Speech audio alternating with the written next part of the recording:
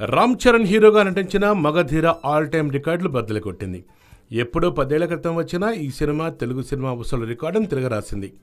Fiction, జానపదం, action కలగలిపి తీసిన ఈ సినిమా అన్ని వర్గాలను విపరీతంగా ఆకట్టుకుంది. ముఖ్యంగా లీడ్ పేర్ రామ్ చరణ్, కాజల్ జంట చూడముచ్చటగా కనిపించింది.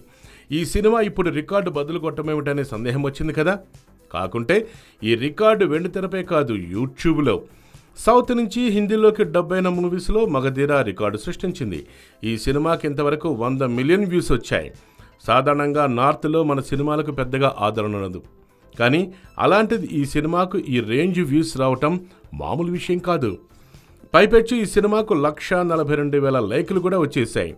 హిందీలోకి డబ్బింగ్ అయిన మూవీస్లో ఇంతవరకు ఏ సినిమాకు ఈ రేంజ్ ఆదరణ రాలేదు.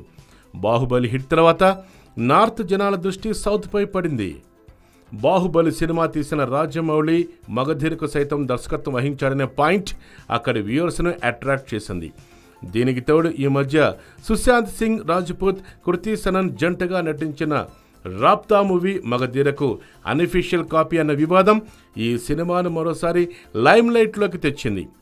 ఏదేమైనా మగధీరుడు మనతో పాటు హిందీ జనాలు మెప్పించడం తెలుగు వారందరికీ ఆనందం కలిగించేదే. Hats off to Rajamouli.